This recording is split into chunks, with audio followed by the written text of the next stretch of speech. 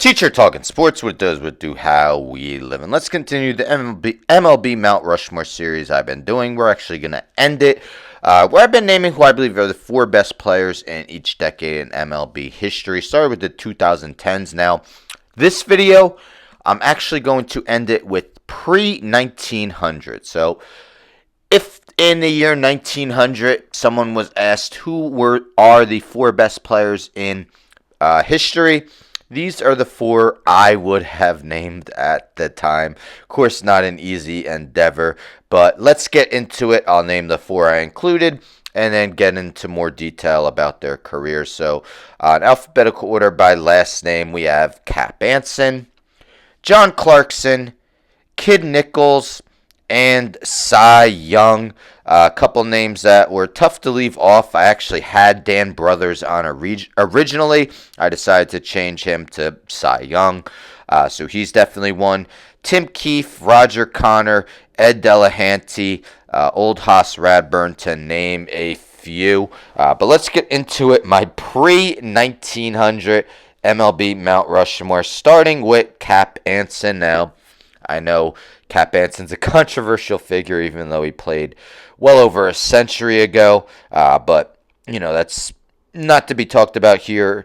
But we're just going to get into how he did on the field. So, Anson, and again, these team names, I'm not going to go into detail about where they're from. But anyhow, he played from 1871 to 1897. In his career, Anson batted .334 with an .841 OPS, 142 OPS plus, 3,435 hits, 1,999 runs, 97 homers, 582 doubles, 142 triples, and 984 walks. Some seasons stolen bases weren't accumulated, but he had 277 listed stolen bases. So won 4 batting titles in his career, including 1881 when he batted .399 of the league in on-base percentage 4 times, OPS twice, led the league in RBIs 8 times. He had a total of 7 seasons with at least 100 RBIs, led in doubles 3 times, hits once. Had 6 straight seasons from 1884 to 1889 with at least 100 runs scored. Now, none of these seasons were 162 games. A lot of the earlier seasons were way shy of 162 games. But 3,435 career hits. Anson became the first player in history to record 3,000 hits for his career. Cap Anson is my first member of the pre-1900s Mount Rushmore. Next, let's go with starting pitcher John Clarkson. Clarkson pitched in 1882 and then from 1884 to 1894. For his career, Clarkson went 328 and 178 with a 2.81 ERA. Struck out 1,978 batters. Had a 1.209 whip for his career. Now, 3 times he led the league in wins, including 53 wins in 1885. 5 straight seasons with at least 33 wins from 1885 to 1889. Also had a 49-win season in 1889. Led the league in ERA 2.73. 1889. That was one of 7 of his 12 seasons where he had under a 3 ERA. Completed 485 of his 518 starts. Had 2 seasons where he pitched over 600 innings. 3 seasons led the league in strikeouts, including 1885 when he had 308. Led the league in whip in 1889.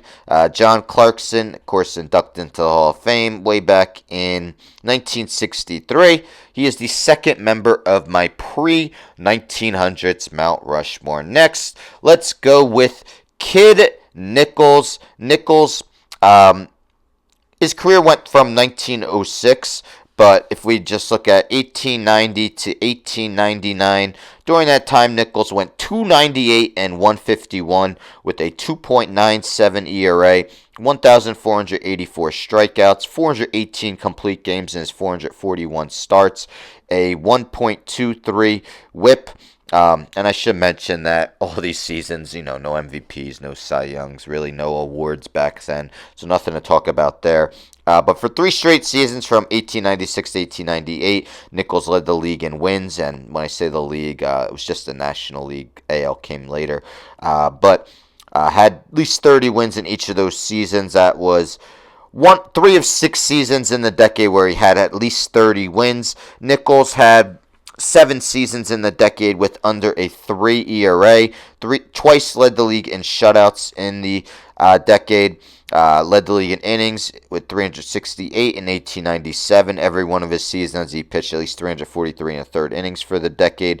Led the league in WHIP 3 times. Also led the league in strikeout to walk ratio 4 times in the decade.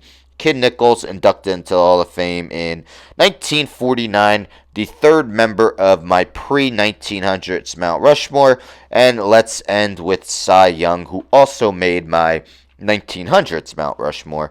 But his career started in 1890, so if we look at first 10 years of his career, spanning from 1890 to 1899, Young went 266 and 151 with a 3.05 ERA, 386 complete games in his 411 starts, struck out 1,125 batters, had a 1.24 WHIP, led the league in wins twice, 36 in 1892, 35 in 1895, had at least 21 wins from 1891 to 1899, had a microscopic 1.93 ERA to lead the league in 1892. That was one of 4 seasons in the decade where he had under a 3 ERA.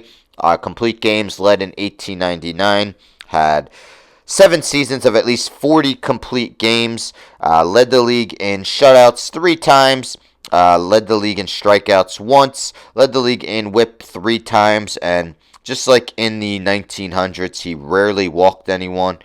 For the decade, had 1.9 walks per 9 innings, thus led the league in walks per 9 innings 8 times in his first 10 seasons. Cy Young, of course, has the award for the best pitcher in each league, named after him. The 4th member of my pre-1900s Mount Rushmore. Definitely not an easy endeavor to do.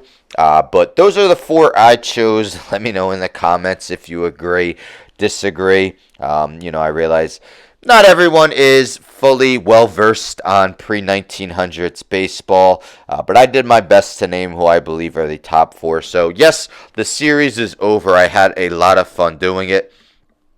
Again, started from the 2010s. Ended pre-1900s.